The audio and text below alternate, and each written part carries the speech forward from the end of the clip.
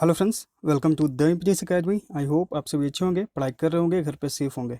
देखिए, आज के इस लेसन में हम लोग सोल्व करेंगे स्टेनोग्राफर का पेपर। ठीक है, 2018 सेशन का एग्ज़ाम जो है 2019 में हुआ है। ठीक है, तो ये 2019 के क्वेश्चंस हैं। जितने भी 2018 के सेशंस के एग्ज़ाम हुए हैं एसएससी के, 2019 में ही कंडक्ट हुए हैं। तो हम लोग आज स्टेनोग्राफर का सोल्व करेंगे सेट नंबर 1। ठीक है, ये एमबी पब्लिकेशन बुक से लिया गया है। ठीक है, इसके पहले हम लोग 2016 के क्वेश्चंस को सोल्व कर चुके हैं। इसमें टोटल 46 सेट्स हैं।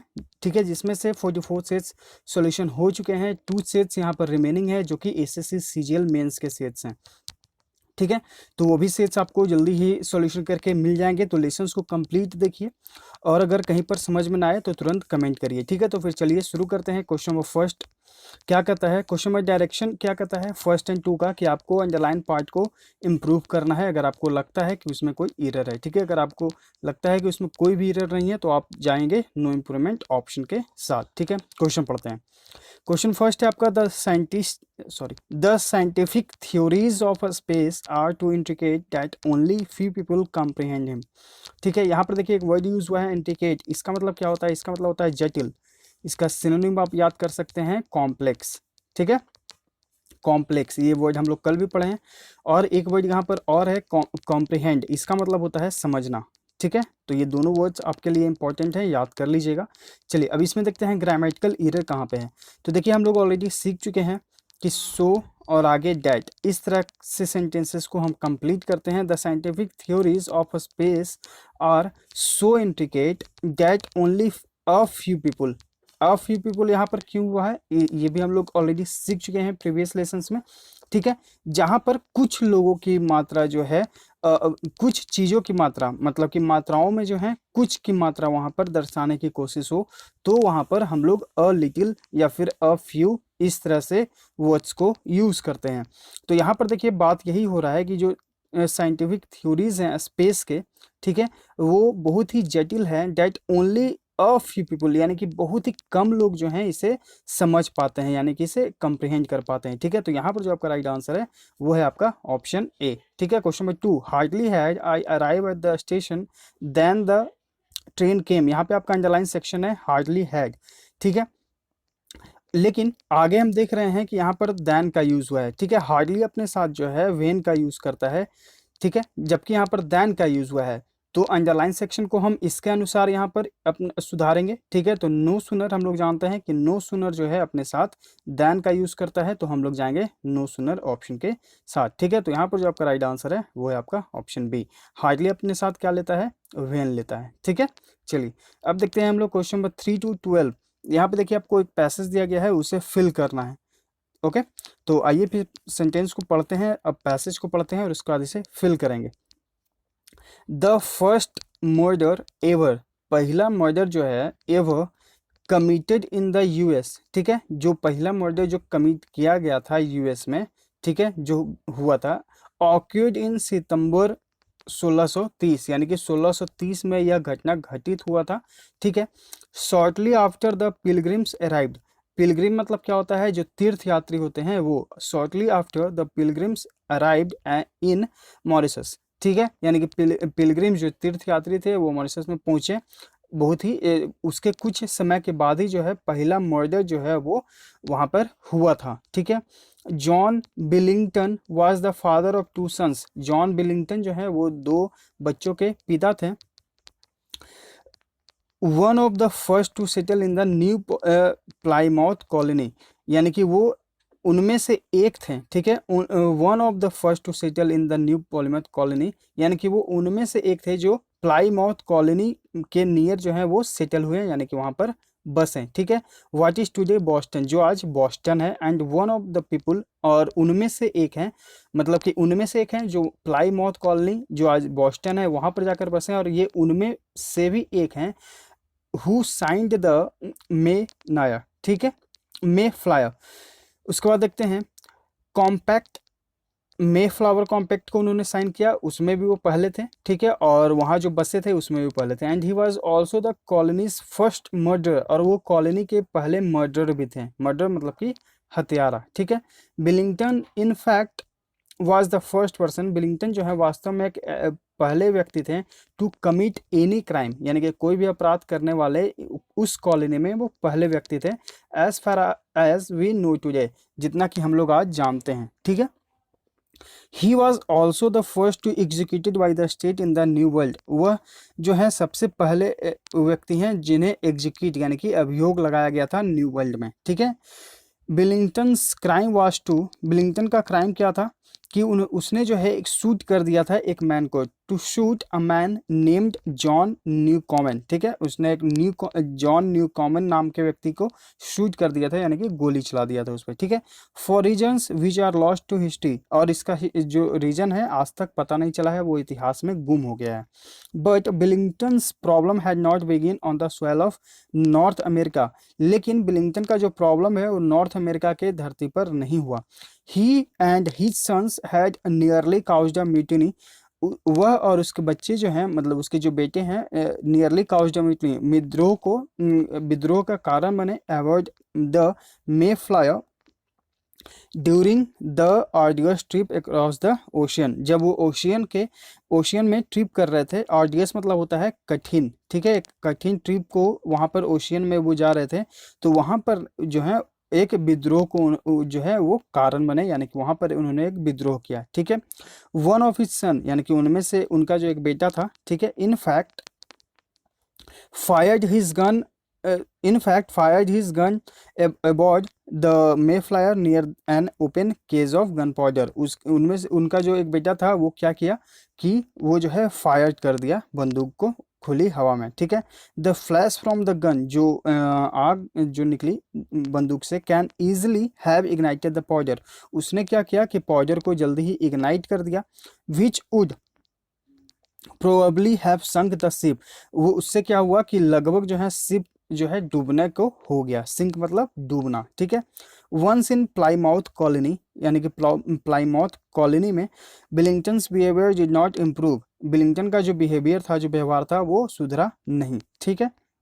ही refuse to serve any form of military duty, उसने जो है इनकार कर दिया किसी भी प्रकार के मिलिट्री ड्यूटी को करने के लिए, यानी कि सेना में जो ड्यूटी होती है करने के लिए, under the leadership of Miles Standish, जो माइल्स स्टैंडिस जो लीडर थे, ठीक है। A duty that was seen by the colonist as a part of every man's responsibilities, और यह एक ऐसा ड्यूटी था जो हर एक व्यक्ति को कॉलोनी में रहने वाले का एक उत्तरदायी के रूप में यह था, ठीक है, इन the new world.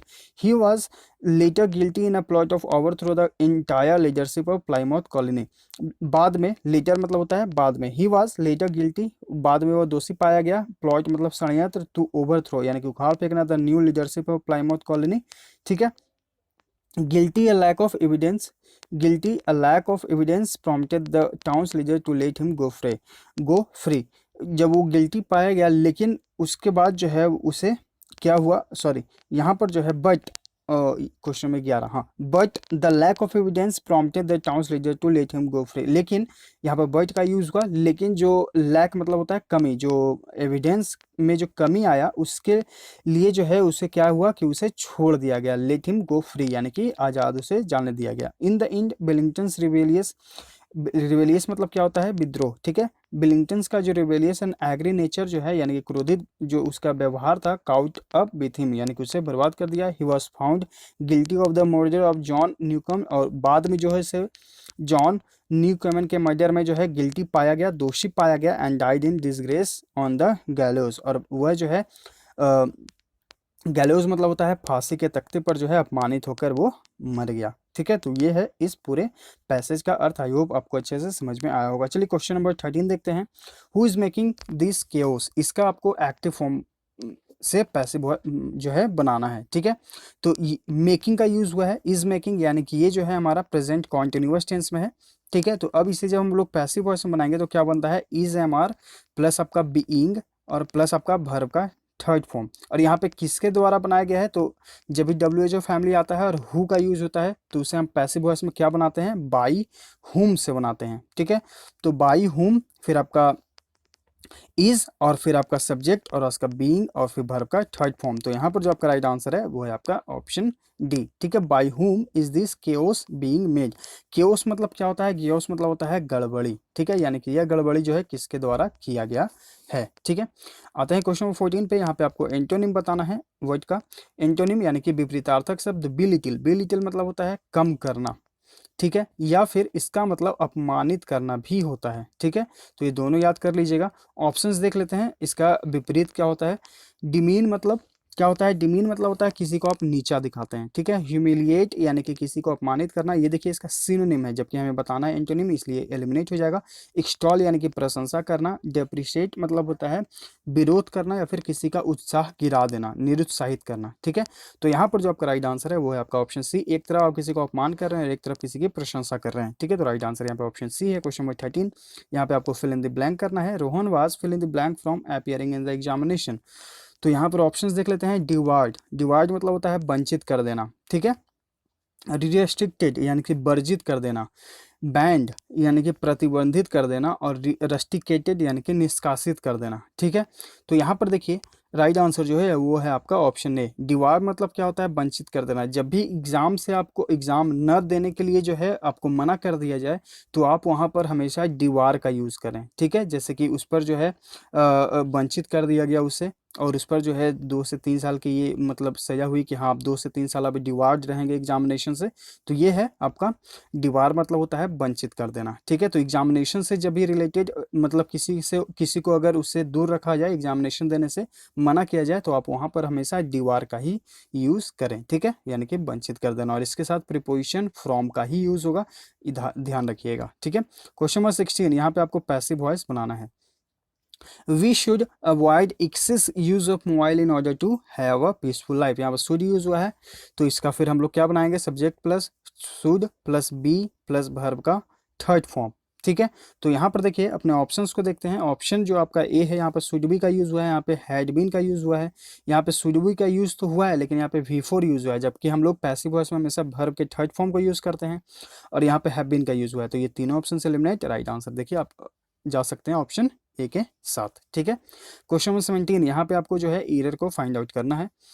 Pride leads to destruction of the growth of an individual. Pride मतलब कि गर्व जो है, डिस्ट्रक्शन यानी कि किसी के ग्रोथ, इंडिविजुअल मतलब किसी एक व्यक्ति के ग्रोथ यानी कि उसके जो वो बढ़ता है उसके डिस्ट्रक्शन का कारण बनता है। ठीक है, डिस्ट्रक्शन यानी कि बर्बादी। And creates a vacuum dividing of genuine relationships. ठीक है, तो यहाँ पर देखिए एरर क्या है। यहाँ पर डिवाइड एक वर्ड है, इसका मतलब होता है वंचित कर देना। ठीक है, यहाँ पर जो डिवाइड है इसका मतलब होता है वंचित कर देना। अब देखिए यहाँ पर आगे हम पढ़ते हैं, creates a vacuum dividing of genuine relationship. ये क्रिएट आपका यहाँ पर वर्ब यहाँ पर यूज हुआ है, क्रिएट वैक्यूम डिवाइड यानी कि वंचित कर देता है जेन्युइन रिलेशनशिप से, ये वैक्यूम बना देता है। ठीक है, तो यहाँ पर देखिए जो डिवाइड यूज हुआ है ये वर्ड वर्ब के रूप में यूज नहीं हुआ है। ठीक है, क्योंकि इसके पहले ऑलरेडी यहाँ पर क्रिएट का यूज हो चुका है। ठीक है, यहाँ पर जो डिवाइड का यूज हुआ है वो एक एडजेक्टिव के रूप में यूज हुआ है। ठीक है, डिवाइड यानी कि वंचित। अब यहाँ पर जब एडजेक्टिव के रूप में यूज हुआ है तो इसके हम लोग वर्ब के फोर्थ फॉर्म को यूज नहीं करेंगे। इसे जो है हम लोग डिवाइडिंग की जगह सिर्फ डिवाइड लिखेंगे, और इसके साथ प्रीपोजिशन आपको ऑफ का ही यूज करना है। ठीक है, तो pride leads to destruction of the growth of an individual and creates a vacuum divide of genuine relationship, यानी कि वो जो है एक वैक्यूम जो है divide of genuine relationship create कर देता है। ठीक है, तो यहाँ पर जो आपका राइट आंसर है वो है आपका ऑप्शन बी। क्वेश्चन नंबर 18, यहाँ पे आपको पैसिव फॉर्म बनाना है। You were responsible to prepare food at 12 o'clock। तो यहाँ पर देखिए इस तरह के सेंटेंसेस जो हैं, अगर यहाँ पर पास्ट है तो पास्ट फॉर्म में बनाए, अगर ये प्रेजेंट में रहेगा तो यू आर होगा। ठीक है, तो अगर पास्ट में अगर ये सेंटेंस है तो इस तरह के सेंटेंसेस को आप यू वेयर रिक्वायर्ड। ठीक है, यू वेयर रिक्वायर्ड और के साथ उसके बाद आप प्रीपोजिशन टू लगाएं, उसके बाद अपने सेंटेंस को कंप्लीट करें to prepare food at 12 o'clock। ठीक है, तो यहाँ पर जो आपका राइट आंसर होगा, यहाँ पर जो है आपका कोई भी राइट आंसर नहीं है। इस तरह के सेंटेंसेस को आप यू आर रिक्वायर्ड टू से बनाएं। ठीक है, क्वेश्चन नंबर 19, यहाँ पे आपको ग्रामेटिकल एरर को फाइंड आउट करना है। The common advice that the doctor offers to patient is to take preventive measures such as proper intake of water, hygienic food habit and regular exercise. ठीक है। तो देखिए यहाँ पर हम लोग पढ़ते हैं द कॉमन एडवाइस, यानी कि एक सामान्य जो सलाह दिया जाता है, that the doctor offers to. अगर यहाँ पर एक सलाह दिया जा रहा है, ठीक है, तो किससे सलाह दिया जाता है? आमतौर पर जो डॉक्टर है उसके पास बहुत सारे पेशेंट्स जाते हैं, ठीक है, बहुत सारे पेशेंट जाते हैं, और उनमें जो है उन सभी को एक सामान्य सलाह दिया जाता है, ठीक है। तो यहाँ पर जो पेशेंट वर्ड यूज हुआ है, इसके जगह पर हम लोग क्या यूज करेंगे? पेशेंस का यूज करेंगे, पेशेंस, ठीक है। इसका मतलब होता है कि जितने भी मरीज जाते हैं उन्हें एक कॉमन एडवाइस दिया जाता है, ठीक है। तो यहाँ पर जो एरर हो जाएगा वो हो जाएगा आपका ऑप्शन डी, ठीक है। The common advice that the doctor offers to patients, ठीक है, इज टू टेक प्रिवेंटिव। अब यहाँ पर देखिए इज का यूज हुआ है, ठीक है। तो ये जो यूज इज यूज हुआ है ये इसके अनुसार यूज हुआ है, द कॉमन एडवाइस, ठीक है, क्योंकि ये एक कॉमन यानी कि सामान्य एडवाइस है। तो यहाँ पर जो ये यूज हुआ है इज इसके अनुसार यूज हुआ है, ठीक है। The common advice that the doctor offers to patient is to take. अब यहाँ पर देखिए आगे जो है is to take preventive measures such as proper intake of water hygiene, food habit and regular exercise. यहाँ पर जो आपका ऑप्शन डी है एरर हो जाएगा, पेशेंस हमें यूज करना होगा। क्वेश्चन नंबर 20, यहाँ पे आपको अरेंज करना है सेंटेंस को, ठीक है। 4 सेंटेंस दिए गए हैं, तो हम लोग क्या सीखे हैं कि सबसे पहले जो है हम लोग सेंटेंसेस को अच्छे से पढ़ेंगे और उसके बाद उसे अरेंज करने की कोशिश करेंगे। तो देखिए अगर आप पढ़ेंगे तो यहाँ पर एक बात हो रहा है, आपका जो हाईलाइटेड पॉइंट बनेगा चारों सेंटेंसेस को पढ़ने के बाद आप देखेंगे कि यहाँ पर एक बात हो रहा है कि एक 3 साल का बच्चा है, ठीक है, 3 ईयर ओल्ड बच्चा जो है वो अपने घर से गायब हो जाता है, डिसअपीयर्ड हो जाता है, ठीक है। Someone left the gate open, यानी कि किसी ने, अब ये क्यों गायब हुआ उसका कारण आपको बताया जा रहा है। किसी ने जो है दरवाजे को खुला छोड़ दिया था, एंड ही वांडर्ड आउट, और वह बाहर घूमने के लिए गया, ठीक है। He crossed the road and went into the park, उसने रोड को क्रॉस किया और पार्क में चला गया, ठीक है। When found he was sleeping on the bench, जब उसे पाया गया तो वह जो है बेंच पर सोया गया था। जब उसे ढूंढा गया तो वह किस स्थिति में पाया गया? तो वह बेंच पर सोया हुआ पाया गया, ठीक है। तो यहाँ पर जो आपका राइट आंसर है वो है आपका ऑप्शन बी। चलिए आगे देखते हैं। यहाँ पे आपको क्वेश्चन नंबर 21 में अंडरलाइन सेक्शन को इम्प्रूव करने की जरूरत है, तो करें, नहीं तो फिर नो इम्प्रूवमेंट ऑप्शन के साथ जाएं। आई एम मलाला, ठीक है, is an international Booker prize best seller, ठीक है। आई एम मलाला, यहाँ पर ये जो आई एम मलाला ये एक बुक है, is an international Booker prize best seller that has been translated into more than 12 languages, ठीक है। तो यहाँ पर देखिए ये सिंगुलर सब्जेक्ट है, तो इसके अनुसार यहाँ पर हैज़ का यूज़ हुआ है, तो ये भी वर्ब में यहाँ पर भी कोई दिक्कत नहीं है, हैज़ बीन ट्रांसलेटेड। अब यहाँ पर देखिए जो ये है ये आपका पैसिव वॉइस में है, ठीक है, ये पैसिव वॉइस में आपका चेंज्ड है। जैसे कि मान लीजिए कि अगर आपका सेंटेंस एक रहता, ठीक है, कि someone has translated I am Malala book, ठीक है, बस इतना ही, someone has translated I am Malala book. तो इसका ट्रांसलेशन जब इसका आप पैसिव वॉइस चेंज करेंगे तो क्या बनेगा? आई am Malala book has been translated, ठीक है, बाई समवन का यूज तो नहीं होगा, तो I am Malala has been translated. तो यहाँ पर जो है यहाँ पर यही बात हो रहा है कि हैज़ बीन जो है आपका translated into more than 12 languages, यानी कि इसका जो ट्रांसलेशन किया गया है 12 से ज़्यादा लैंग्वेजेस में किया गया है, और ये जो है एक international Booker prize best seller है, ठीक है। तो यहाँ पर जो है आपको नो इम्प्रूवमेंट करना होगा, इस सेंटेंस में कोई भी एरर नहीं है। क्वेश्चन नंबर 22, यहाँ पे आपको बताना है आइटम का अर्थ। The problem of global warming has become a hard nut to crack for the world. जो प्रॉब्लम है ग्लोबल वार्मिंग का has become a hard nut to crack for the world, वो दुनिया के लिए क्या बन गया है, ठीक है। तो ऑप्शंस देख लेते हैं। ऑप्शन ये आपका है अ फ्रीवियस प्रॉब्लम, फ्रीवियस मतलब होता है तुच्छ, मतलब कोई जिसका कोई महत्व नहीं है, ठीक है, ये एलिमिनेट हो जाएगा। ये याद कर लीजिएगा, एसएससी के द्वारा साइना इंटो में पूछा गया है। फ्रीवियस मतलब क्या होता है? तुच्छ, जिसका कोई महत्व ना हो। अ टफ चैलेंज यानी कि एक बहुत ही कड़ा चुनौती, ठीक है। अ डेमोक्रेटिक प्रॉब्लम यानी कि एक डेमोक्रेटिक समस्या, और एक फ्यूचरिस्टिक टारगेट यानी कि भविष्य के लिए कोई टारगेट बनाना, ऐसा नहीं है। यहाँ पर जो आपका राइट आंसर है वो है आपका option A. Hard nut to crack मतलब होता है कि किसी कठिन चीज को पार करना, मतलब उस चुनौती को पार करना, ठीक है। तो यहाँ पर जो आपका राइट आंसर है वो हो जाएगा आपका option B, hard nut to crack यानी कि a tough challenge. Question number 23, यहाँ पे आपको एंटोनिम बताना है प्रोफ्यूजन का। प्रोफ्यूजन मतलब क्या होता है? प्रोफ्यूजन मतलब होता है प्रचुरता, ठीक है।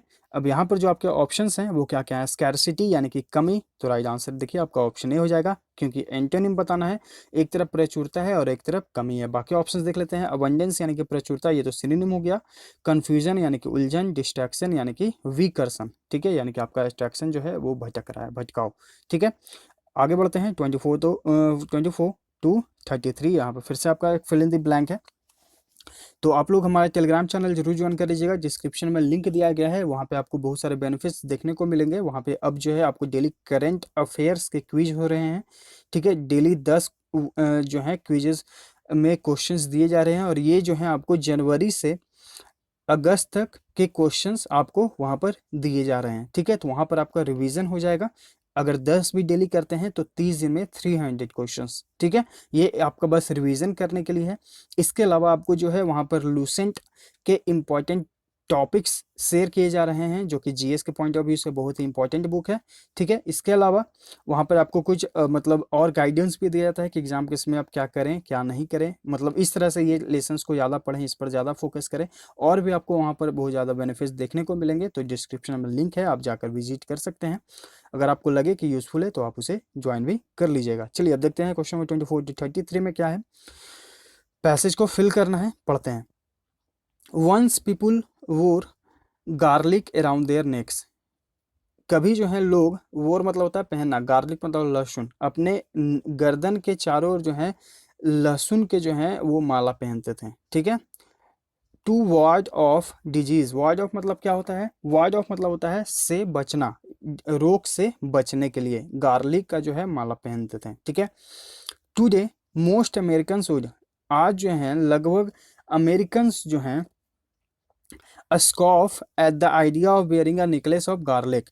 आज जो है अमेरिकन्स क्या करेंगे कि स्कॉफ, जो आपका ऑप्शन ए है, आप ऑप्शंस को देखते जाइएगा अगर आपके पास बुक होगा तो, ठीक है। स्कॉफ मतलब होता है किसी का हंसी उड़ाना, ठीक है। तो अमेरिकन्स जो हैं आज हंसी उड़ाएंगे अगर कोई इस तरह के आप उन्हें बोले कि आप गार्लिक का नेकलेस पहने, ठीक है, to enhance their well being, उनका उनके अच्छे के लिए, ठीक है।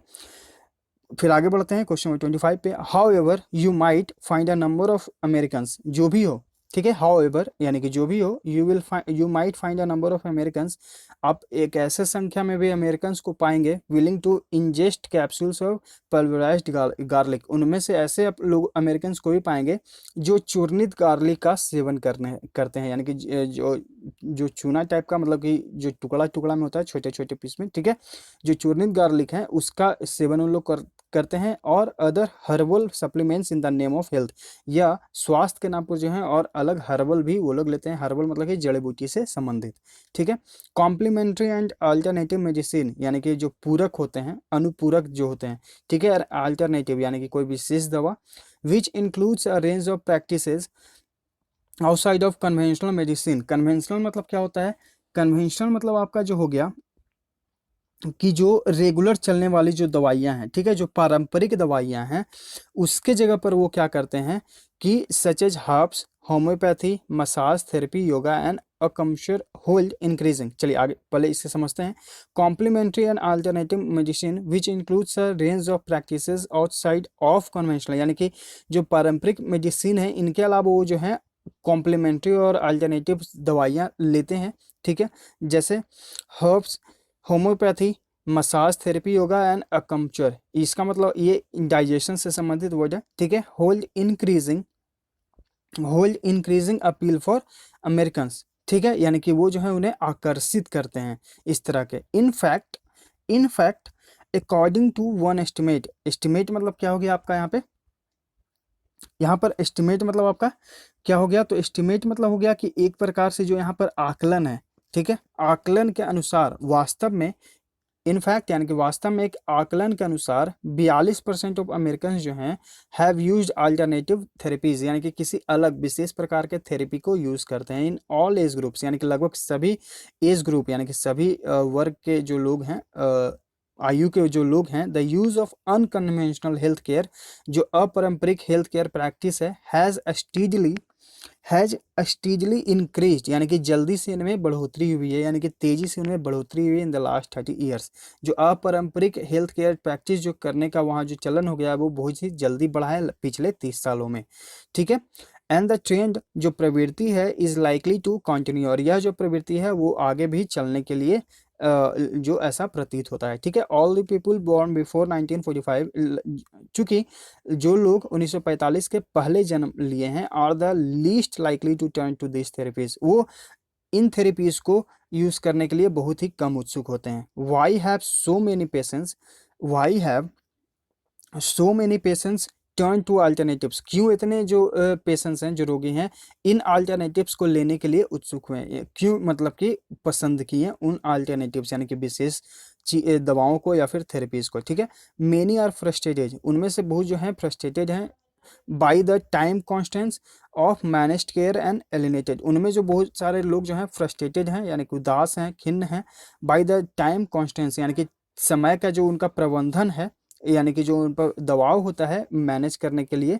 ठीक है, एंड एलिनेटेड बाई, एंड जो एलिनेटेड बाई जो conventional medicine focus on technology, और उनका जो एलिनिएट मतलब क्या होता है, अलग हो जाना, क्योंकि वो जो है जो हमारा पारंपरिक जो दवा है उससे क्या हो गए हैं, दूर हो गए हैं, अलग हो गए हैं टेक्नोलॉजी के फोकस के कारण। ठीक है, अदर्स फील, कुछ लोग ये फील करते हैं, मतलब दूसरे लोग जो ये फील करते हैं, डाटा हॉलिस्टिक अप्रोच, हॉलिस्टिक मतलब क्या होता है, समग्र, यानी कि समग्र जो अप्रोच होना चाहिए to health care better reflect their beliefs and values, वो क्या करता है कि आपके बिलीव्स और वैल्यूज को ज़्यादा रिफ्लेक्ट करता है। ठीक है, अदर्स सीक, जो कुछ और लोग जो हैं वो सीक करते हैं यानी कि देखते हैं therapies that relieve symptoms associated with chronic disease, कुछ लोग इसे जो है क्रोनिक डिजीज के रूप में एसोसिएट करते हैं यानी कि जोड़ते हैं, जो रिलीफ का सिस्टम है, सिम्टम है यानी कि आराम का जो होता है। ठीक है, सिम्टम्स दैट मेन स्ट्रीम, जो सिम्टम्स हैं, जो लक्षण है, that main stream medicine can't treat, जो मेन स्ट्रीम दवाएं हैं वो ट्रीट नहीं कर सकती हैं। Some alternative therapies have ever crossed, कुछ जो विशेष थेरेपीज हैं have ever crossed cross the line into main stream line medicine, जो मेन स्ट्रीम लाइन है उसमें भी ये घुस चुके हैं। As scientific investigation has confirm their safety and efficacy, ये जो है साइंटिफिक इन्वेस्टिगेशन के द्वारा जो है कंफर्म किया गया है उनके सुरक्षा और प्रभाव का। ठीक है, एफिकेसी यानी कि प्रभाव। For example physicians may currently prescribe, कुछ मतलब उदाहरण के लिए जो है फिजिशियंस जो होते हैं वो प्रेस्क्राइब कर देते हैं यानी कि लिख लेते हैं अकम्पशन फॉर पेन मैनेजमेंट। प्रेस्क्राइब, जो डॉक्टर आपको अगर कोई पर्चा लिख कर देते हैं तो वहाँ पर आप यूज़ करें हमेशा प्रेस्क्राइब के लिए, प्रेस्क्राइब वर्ड को यूज़ करें। ठीक है, ना कि डॉक्टर राइट द मेडिसिन, ऐसा नहीं। डॉक्टर अगर कुछ भी आपको पर्चा दे उसमें जो लिखा जाता है तो वहाँ पर प्रेस्क्राइब का यूज़ करें, या फिर जो पर्चा लिखा रहता है उसे आप प्रिस्क्रिप्शन बोलें। ठीक है, प्रिस्क्रिप्शन। तो यहाँ पर जो है आपका आगे पढ़ते हैं, to control the nausea associated with chromatography. ठीक है, नौसिया मतलब क्या होता है, आपका मन का विचलना, मतलब उल्टी टाइप का या फिर थोड़ा जो चक्कर वगैरह आता है। ठीक है, तो यह है इस पूरे पैसेज का अच्छे से पूरा सॉल्यूशन। चलिए फिर आगे पढ़ते हैं। अगर आपको न समझ में आए तो तुरंत कमेंट करिएगा। ठीक है, लेकिन हम इसलिए जो है हर एक चीज़ को आपको अच्छे से यहाँ पर बताते जा रहे हैं, लाइन बाय लाइन आपको हिंदी करके हम बताते जा रहे हैं ताकि आपको अच्छे से समझ में आए। चलिए देखते हैं क्वेश्चन नंबर 34। यहाँ पे आपको आइडियम का अर्थ बताना है। To dwell in an argument, यानी कि एक आर्गुमेंट में फंसना विथ अ फुलिश पर्सन, यानी कि मूर्ख व्यक्ति के साथ, is like beating the air. तो इसका मतलब क्या होता है बीटिंग द एयर, इसका मतलब होता है कि एक जो निष्फल चीज़ है आप उसको कर रहे हैं। ठीक है, मतलब कि यूजलेस टास्क। ठीक है, is like a useless task. तो यहाँ पर जो आपका राइट आंसर है वो है आपका ऑप्शन सी, यानी कि उस टास्क के आपसे कोई भी फायदा होने वाला नहीं है। बाकी ऑप्शन जो है सिग्निफिकेंट एफर्ट्स, यानी कि एक अर्थ भरा एफर्ट, प्रयत्न नहीं, ऐसा नहीं है, वो अर्थहीन प्रयत्न होता है। ठीक है, फ्रूटफुल वर्क यानी कि फलदायक काम, ब्रीथिंग इन द एयर यानी कि हवा में सांस लेना, ऐसा नहीं है। चलिए क्वेश्चन नंबर 35, यहाँ पे आपको पैसिव वॉइस बनाना है। Newton discover the law of gravity, यहाँ पर देखिए V2 का यूज हुआ है, यानी कि अब हम लोग जब पैसिव बनाएंगे तो वाज या वेयर का यूज करेंगे। तो was singular subject, were plural subject. तो हमारा जो सब्जेक्ट है यहाँ पर बनेगा वो द लॉ ऑफ ग्रेविटी यानी कि सिंगुलर है, तो वाज का यूज करेंगे। तो यहाँ पर जो आपका राइट आंसर है वो है आपका option D, the law of gravity was discovered by Newton. Question number 36, यहाँ पे आपको डायरेक्ट से इनडायरेक्ट स्पीच बनाना है। The teacher said what a said incident it is, देखिए इस तरह के जो सेंटेंसेस है, what a sad incident it is, और इसके बाद इंट्रोगेटिव सेंटेंस ना होकर ये एक्सक्लेमेशन जो मार्क होता है ये दिया रहे, तो उसे आप एक्सक्लेम्ड के साथ बनाएं। ठीक है, तो ये आपके लिए इंपॉर्टेंट है, याद कर लीजिएगा। यहाँ पर जो आपका राइट आंसर है वो है आपका ऑप्शन सी, इंट्रोगेटिव मार्क न रहे। ठीक है, ये इंट्रोगेटिव मार्क है, लेकिन यहाँ पर जो दिया गया है ये है एक्सक्लेमेशन मार्क। ठीक है, तो इसके साथ जो है आप हमेशा एक्सक्लेम्ड के साथ सेंटेंस को बनाएं। तो यहाँ पर ऑप्शन सी जो है राइट आंसर है। क्वेश्चन नंबर 37, यहाँ पे आपको ग्रामेटिकल एरर को फाइंड आउट करना है। The manager along with his colleagues are preparing for the annual report to be submitted at the end of the financial year। तो देखिए यहाँ पर along with का यूज हुआ है, हम लोग पढ़ चुके हैं as well as, along with, ठीक है, besides, ठीक है। इस तरह के जो वर्ड्स होते हैं ये दो सब्जेक्ट से कनेक्ट हो जाते हैं, एक सब्जेक्ट यहाँ और यहाँ पर फिर ये वर्ड्स जैसे कि along with या फिर as well as, besides, इस तरह के वर्ड्स। ठीक है, उसके बाद फिर आपका एक और सब्जेक्ट। तो ये जो जो वर्ड्स होते हैं इस सब्जेक्ट के अनुसार अपना आगे आने वाला वर्ब को लेते हैं। तो ये जो सब्जेक्ट है आपका इसके अनुसार यहाँ पर वर्ब का यूज होगा। ठीक है, तो यहाँ पर जो हमारा सब्जेक्ट है ये देखिए द मैनेजर, इसके अनुसार वर्ब यूज होगा। तो ये जो द मैनेजर है ये सिंगुलर वर्ब है, सब्जेक्ट है, तो इसके अनुसार हम अपना वर्ब यूज करेंगे। तो आर की जगह क्या यूज करेंगे, इसका यूज करेंगे। ठीक है, तो यहाँ पर जो एरर हो जाएगा वो हो जाएगा आपका ऑप्शन सी। क्वेश्चन नंबर 38, यहाँ पे आपको डायरेक्ट स्पीच बनाना है। Rakesh asked me did you see the football match on TV last night. ठीक है, तो जब भी इंटरोगेटिव क्वेश्चंस हो तो वहां पे आप किस तरह से बनाते हैं, या तो इफ या फिर वेदर का। ठीक है, तो यहाँ पर देखिए आपका जो राइट आंसर है वो कौन सा हो जाएगा, ऑप्शन सी हो जाएगा। देखिए ये ऑप्शन तो एलिमिनेट हो जाएगा, यहाँ पर सा का यूज हुआ है जबकि हम लोग भीतरी में बनाएंगे। ठीक है, यहाँ पर हैड बीन तो यूज हुआ है, लेकिन यहाँ पर जो है I had seen the football match on TV last night. यहाँ पर देखिए लास्ट नाइट का यूज हुआ है यानी कि पिछली रात जो, तो हम लोग इसका जो है जैसे कि टुडे, ठीक है, टुडे को जब हम लोग इनडायरेक्ट स्पीच में बनाते हैं, ठीक है, तो उसके जगह हम लोग यूज करते हैं डैट डे। ठीक है, टुडे के लिए हम लोग क्या यूज करते हैं, डैट डे। टुमारो के लिए क्या यूज करते हैं, द लास्ट डे। ठीक है, यहाँ पर जो लास्ट नाइट है इसके लिए हम लोग यूज करेंगे अर्लियर नाइट। ठीक है, अर्लियर नाइट। तो यहाँ पर जो आपका राइट आंसर है वो है आपका ऑप्शन सी। यहाँ देखिए अर्लियर नाइट का यूज हुआ है।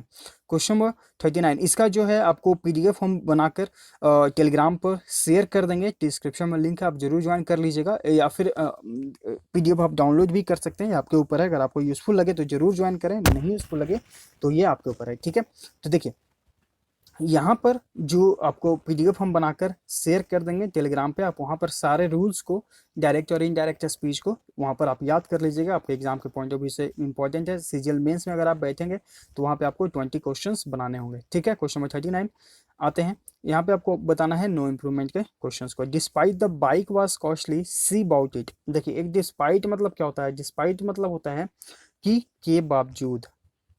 ठीक है, के बावजूद, और इसका जो सेंस होता है ये नेगेटिव में होता है। ठीक है, लेकिन हम लोग यहाँ यूज करेंगे थो का।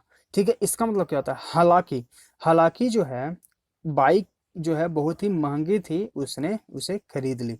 तो यहाँ पर जो ज्यादा सुटेबल वर्ड है वो है आपका ऑप्शन डी यानी कि थो। ठीक है, तो यहाँ पर जो आपका राइट आंसर हो जाएगा वो क्या हो जाएगा, आपका ऑप्शन डी। ठीक है, और थ्री जो है एक तरह का ये कंजक्शन भी होता है, तो ये जो है सेंटेंस को जोड़ता है। कंजंक्शन क्या करते हैं, सेंटेंसेस को जोड़ते हैं। तो यहाँ पर देखिए थो द बाइक वाज कॉस्टली, चूंकि जो है बाइक जो है कॉस्टली थी, हालांकि उसने जो है इसे खरीद लिया। ठीक है, तो यहाँ पर जो है आपको राइट आंसर ऑप्शन डी हो जाएगा। अब हम लोग देखते हैं क्वेश्चन नंबर 42 44। यहाँ पे आपको एक पैसेज बनाना है और उसके अनुसार, उसके बेस पर हम लोग 4 इन 5 क्वेश्चंस को यहाँ पर सोल्व करेंगे, यानी कि उनका आंसर देंगे। In spite of rigorous precautions, rigorous मतलब होता है कठोर, ठीक है, प्रिकॉशंस मतलब होता है सावधानी बरतना। तो in spite of rigorous precautions against accidents, accidents के खिलाफ जो है बहुत ज़्यादा सख्त जो है कदम उठाए जाते हैं, सावधानी बरते जाते हैं, रिगोरियस यानी कठोर, सख्त। ठीक है, many people are injured every year, बहुत सारे लोग जो हैं फिर भी इंजर्ड होते हैं हर साल, in factories and elsewhere, factories में और कहीं भी। ठीक है, इन एडिशन, इसके अलावा some people are born with physical disabilities, इसके अलावा जो कुछ लोग होते हैं वो फिजिकल डिसेबिलिटीज के साथ जो है जन्म लेते हैं। ठीक है, डिसेबिलिटीज यानी कि अपंगता जिसे हम लोग बोलते हैं, शारीरिक दे आर आइदर ब्लाइंड और डीफ, वो या तो अंधे होते हैं या फिर बहरे होते हैं, और इन सम वे डिफॉर्म्ड फ्रॉम बर्थ, या फिर जन्म से ही उनमें कुछ और भी जो है डिफॉर्मेशन होती है यानी कि कमी होती है। ठीक है। Up to quite recent times, यानी कि लगभग रिसेंट टाइम्स में little plant action was taken to fit handicapped people for employment, जो कुछ छोटे छोटे प्लांट्स जो हैं वो हैंडीकैप लोगों के एम्प्लॉयमेंट के लिए बनाए गए हैं। ठीक है। A number of charitable organisation trying to help them, एक संख्या में जो है दानशील जो संस्थाएं हैं वो उनके हेल्प करने की कोशिश करते हैं इन केस ऑफ हार्डशिप, जब उन्हें ज़्यादा, अगर हार्डशिप मतलब क्या होता है, कष्ट, पीड़ा, दुख। ठीक है। उनके अगर उनके जो है ज़्यादा कष्ट या दुख होता है तो जो चैरिटेबल ऑर्गेनाइजेशंस हैं, जो दान करने वाले जो संस्थाएं, उनके हेल्प करने में आगे आते हैं। But few seriously held the idea, but उनमें से कुछ ही जो हैं इसे सीरियसली लेते हैं, that people might still have abilities in their in other direction, लेकिन कुछ ही लोग ऐसे हैं जिन्हें लगता है कि वो कुछ और काम भी कर सकते हैं, मतलब कि कुछ और दूसरे डायरेक्शन में वो अपना काम कर सकते हैं। ठीक है। Only during the last few decades has society slowly come to acknowledge its responsibilities, यानी कि कुछ ही समय पहले ही जो हमारा सोसाइटी, जो हमारा समाज है, वो इसे समझने की कोशिश किया है, मतलब उसे अपने रिस्पॉन्सिबिलिटी के रूप में समझने की कोशिश किया है। ठीक है। And to recognise that handicap people can be train to play a useful part in economic as well as social life, कि इकोनॉमिक जो जो हैंडीकैप लोग हैं वो इकोनॉमिक और सोशल लाइफ में भी ट्रेंड करके हमारे काम आ सकते हैं। ठीक है। The second world war gave impetus to this, जो दूसरा विश्व युद्ध हुआ वो इसे प्रेरणा देता है। ड्यूरिंग द, इम्पिटस मतलब होता है प्रेरणा। ठीक है। ड्यूरिंग द 1939 से 45 वार, pressure of resources or labor compelled all fighting nations to call on the services of handicapped people for tasks adapted to and within the limits of their capabilities। जो दूसरा विश्व युद्ध हुआ उसके बाद जो है लोगों को जो मतलब संस्थाएं थी उन्हें लगा कि हैंडीकैप लोग भी जो हैं अपने क्षमताओं के अनुसार जो हैं काम कर सकते हैं। A man might have lost the use of his legs, एक व्यक्ति जो है शायद अपने खोए हुए पैर से काम कर सकता है, शायद ही। ठीक है। But still be able to use his hands with skill, लेकिन वह अपने हाथों से जो है कार्य कर सकता है अपने स्किल के अनुसार। ठीक है। Another person might have lost his site, दूसरा व्यक्ति ऐसा भी हो सकता है जिसने अपनी आंखें खो दी हो दृश्य, but still be capable of training in ways in which is other senses could be employed effectively in furtherance of the warfare, लेकिन वो जो है अपने सेंस और भी जो उसके शारीरिक तंत्र हैं उसके सेंस पर वो और भी काम कर सकता है। ठीक है। इन रिसेंट ईयर्स, यानी कुछ के सालों में, scientific inventions and discoveries have lessened the disabilities of deafness, आज का जो साइंटिफिक इन्वेंशन हुआ है, कुछ जो जो वैज्ञानिक जो इन्वेंशंस हुए हैं, जो खोज हुए हैं, वो क्या कर दिया है, डिसेबिलिटीज को कुछ कम कर दिया है। ठीक है। Some form of paralysis and other physical handicap, यानी कि जो पैरालिसिस होते हैं, जो फिजिकल हैंडीकैप होते हैं, उसमें कुछ कमी आई है। Scientist working in association with engineers, scientist जो हैं वो इंजीनियर के साथ काम कर रहे हैं to devise message by them handicap can take work again thanks to the invention of mechanical limbs. Engineers के साथ जो है साइंटिस्ट आज काम कर रहे हैं ताकि जो हैंडीकैप लोग हैं उनकी मदद किया जाए। वो उनकी मदद करते हैं मैकेनिकल लिम्स, जैसे कि जो उनका पैर लगाया जाता है, जैसे कोई लंगड़े व्यक्ति होते हैं। ठीक है। तो उनका जो है पैर लगाया जाता है artificial. The improvements of hearing aids to so on, कुछ ऐसे बहरे जो लोग होते हैं उनके कान में मशीन लगाया जाता है ताकि वो सुन सकें। ठीक है। इस तरह से जो है आज भी लोगों की मदद की जा रही है। तो चलिए फिर इसके बेस्ड पर हम लोग क्वेश्चंस को सोल्व करते हैं। क्वेश्चन नंबर 40 क्या कहता है, क्वेश्चन नंबर 40 कहता है what is the motive of the writer in the present passage. तो यहाँ पर वो क्या कहना चाह रहे हैं, जो हमारा राइटर है वो कहना चाह रहे हैं कि indicate that physically handicap people are being incorporated in the main stream of the society. आज का जो हैंडीकैप लोग हैं वो मेन स्ट्रीम जो सोसाइटी हमारा है उसमें ज़्यादा उनको सहयोग नहीं मिल रहा, क्योंकि वहाँ पर बात हो रहा है कि कुछ ही लोग जो हैं इस चीज़ को समझते हैं। ठीक है। Based on the your reading of the passage identify the correct sentence from the given option. तो अगर आप अच्छे से पैसेज को समझे हैं तो इसमें से कोई एक जो है सही आपको ऑप्शन चूज करना है। तो यहाँ पर जो आपका राइट आंसर है वो है आपका option D, initially very people believed in the idea. देखिए यहाँ पर वही बात हो रहा है कि कुछ ही लोग जो है इस आइडिया को समझते हैं कि हैंडीकैप पीपल हैव एबिलिटीज, यानी कि हैंडीकैप लोगों के पास भी एबिलिटीज होती है that can be channelised in different direction, यानी कि उनको जो है अलग अलग रूपों में भी यूज किया जा सकता है उनके स्किल को। ठीक है, क्वेश्चन नंबर 42 यहाँ पर जो आपको कह रहा है कि which factor compelled all fighting nations to utilise, किस कारण से जो है 1939 से 1945 के दौरान जो है उन्हें यूज करने के लिए कहा गया। ठीक है, तो hearing impairment and physical weakness. ठीक है, वहां पर सॉरी क्वेश्चन नंबर 42 है यहाँ पे, हाँ, शॉर्टेज ऑफ अदर रिसोर्सेज के कारण जो है वहाँ पर और भी लोगों को, जो हैंडीकैप लोग थे, फिजिकली हैंडीकैप्ड लोग, उनको भी वहाँ पर जो है इस्तेमाल किया गया था युद्ध में। Question number 43 which of the physical impairments are improved by recent scientific inventions and discoveries. तो ये है आपका hearing impairment and physical weakness, जैसा कि सेंटेंस के लास्ट में बताया गया है। Based on your reading of the passage identify the correct sentence from the given option.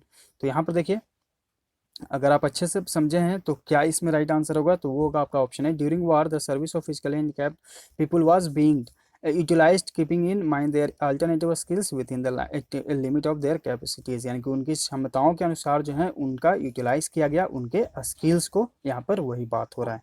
ठीक है, तो राइट आंसर यहाँ पे ऑप्शन ए हो जाएगा। क्वेश्चन नंबर 45 यहाँ पे आपको आइडेंटिफाई करना है ग्रामेटिकल एरर को। They are going to build a new bridge in the river, ठीक है, if they can find the money in the next budget. तो देखिए यहाँ पर जो आपका राइट आंसर है वो है आपका option C, build on something. ठीक है, तो यहाँ पर इन के जगह हम लोग क्या यूज करेंगे, ऑन का यूज करेंगे, तो ब्रिज ऑन द रिवर। ठीक है, क्वेश्चन नंबर सी यहाँ पे right answer. Question number 46 fill in the blank of his life was spent in jail as he was caught in the heinous crime. Heinous मतलब क्या होता है, घिनौना। ठीक है, याद कर लीजिएगा, सिनोनिम एंटोनिम है, क्राइम मतलब अपराध।